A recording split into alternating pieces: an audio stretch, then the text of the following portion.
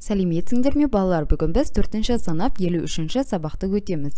Бірден 11-ге дейінгі есептерді шығарып көрсетемін. Бірінші тапсырма өрнекті амалдар бойынша жаз.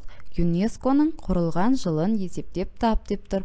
Енді оны есептеу үшін бізде мына жерде есеп көрсетілген, соны есептеуіміз керек. Бірінші біз көбейту амалын орындаймыз. 3651-ді 36-ға көбейтеміз. Сонда бізде 131436 сан шығады. Енді екінші көбейту амалы орындалады. 1276-ны 28-ге көбейтеміз. Екінші амал. Сонда бізде 35728 сан шығады.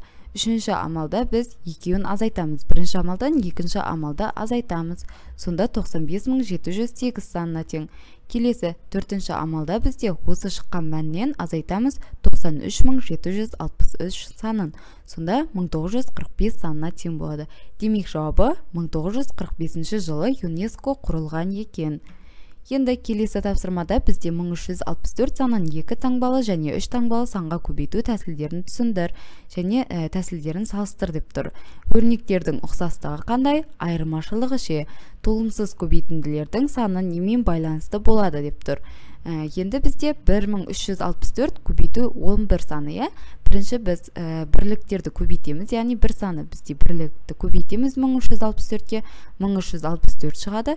Оны әр қайсының өзінің астына жазамыз, яғни мыңдықты мыңдықтың, жүздікті жүздік, ондықты ондықтың және бірлікті бірліктің астына. Келесі бізде ондық санымыз, бір саны, бір ондық саны бар, осыны 1364-ке көбейтеміз. Сонда 1364 саны, бірақ бізде мына жерде жүздіктің астына жазамыз. Мыңдықтың астына емес, жүздіктің астына жазамыз. Сонда бізде қосатын болсақ 15004 санына тең болады. Енді келесінде қарайтын болсақ, осы 1364-ті 3 таңбалы санға көбейтеміз. Бірінші жүздіктерді көбейтеміз, әр қайсының өз астына жазамыз. Келесі бізде ондық санын көбейтеміз. Бізде мыңдықтың астынан кейін бізде жүздік бар, жүздіктің астынан бастап жазамыз. Енді келесінде бізде бірінші қатармен салыстыратын болсақ, ондықтың астына жазамыз. Ең соңғы санымызды. Осылай соңынан бастап көбейтіп қосып шығамыз. Сонда мәні 287804 санына тең болады. Енді келесі тапсырма баған түрінде есепте 1235 көбейту 231 саны.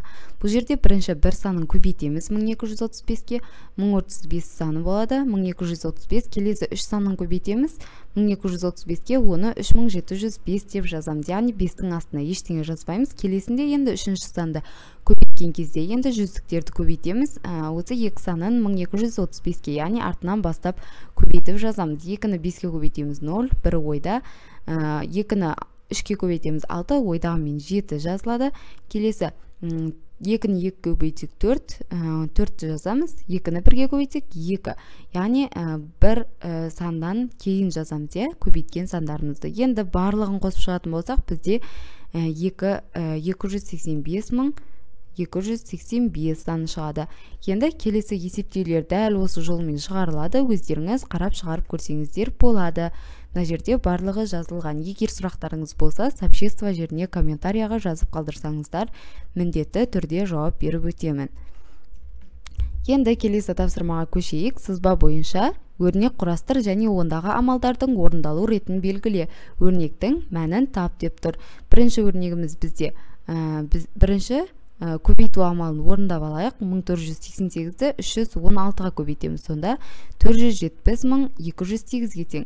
Енді осы шыққан мәнді біз енді 3-ке бөлеміз. Бұл екінші амал болып тұр бізде. Сонда бізде 156736-ға тең болады. Осы санды жазамыз. Бізде шыққан мәні осы болды, 3-ке бөлдік.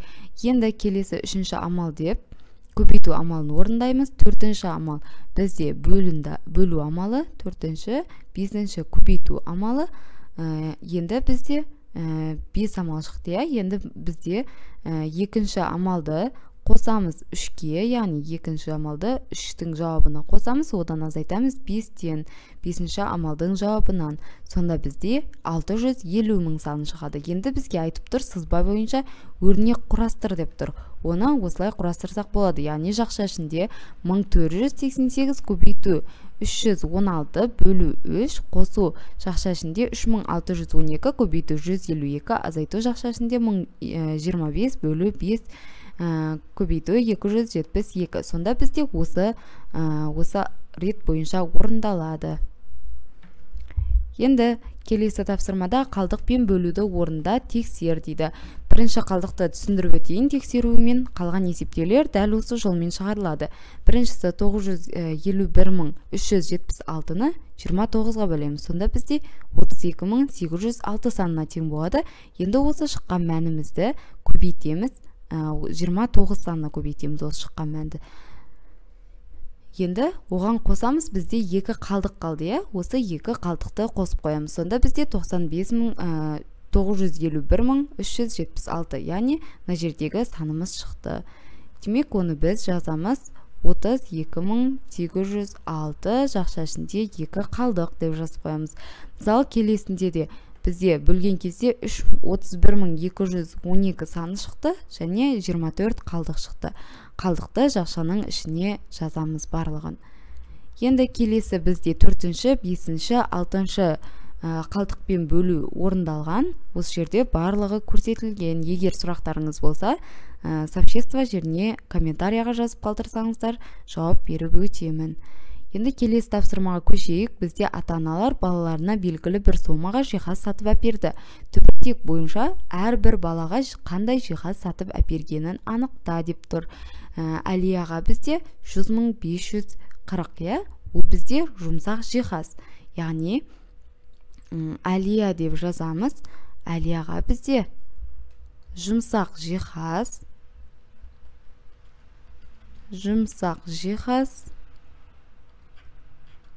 және бізде 20.033 саны, ол бізде төсек.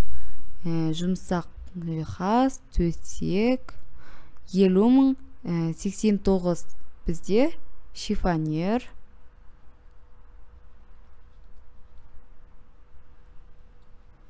Және 2070-ке бізде мына жерден көреміз орындық сатып алып әперген. Енді келесі арман.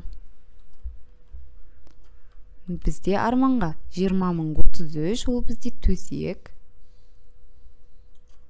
20.000 бізде жазу үстелі.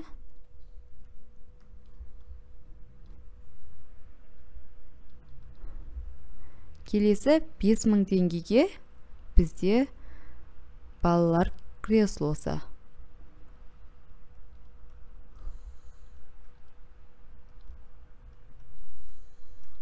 Енді келесі бізде серік. 100.000-ға жұмсақ жиһаз деп жазайық. Енді келесі 5.000 теңге балалар креслосы.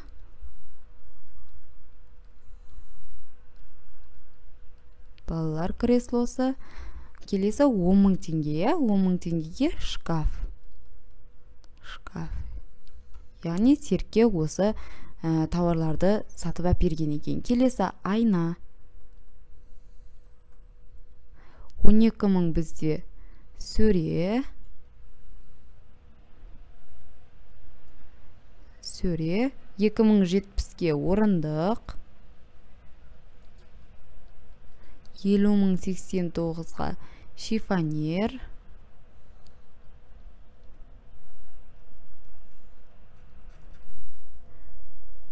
100.540-ға жұмсақ жиһаз.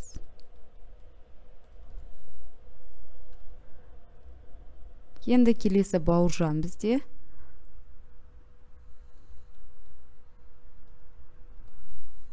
2070 бізде орындық.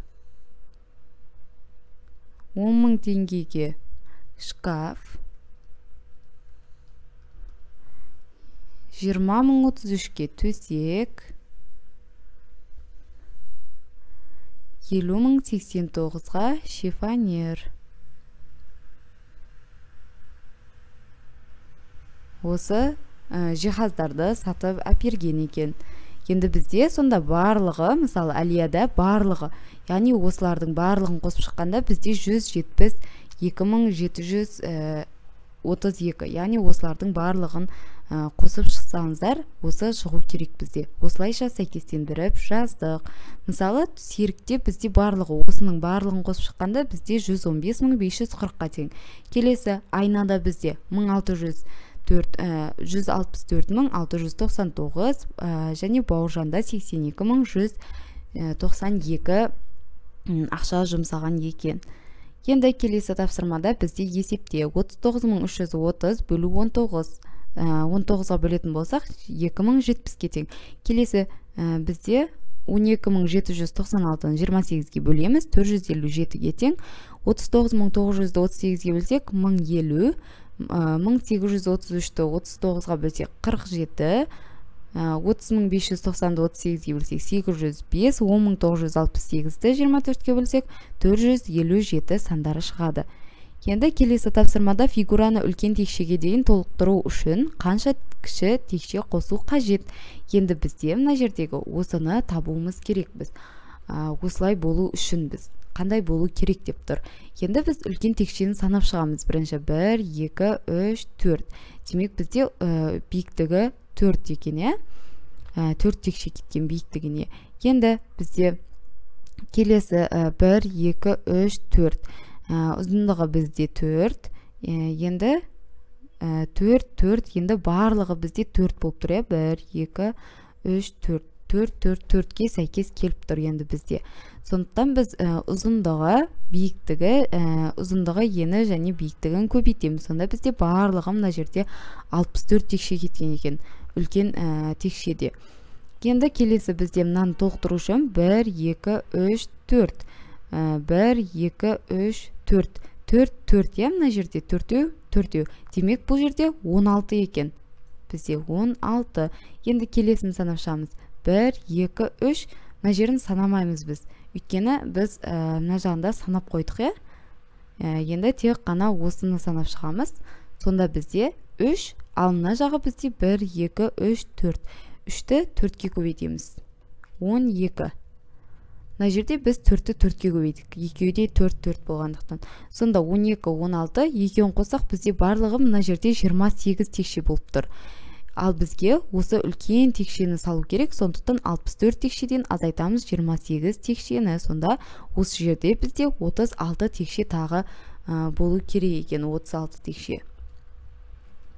Енді келесі тапсырманы орында А нұсқасында периметрі 20 см, ауданы 24 см квадрат болатын тік 4 бұрышсыз деп тұр.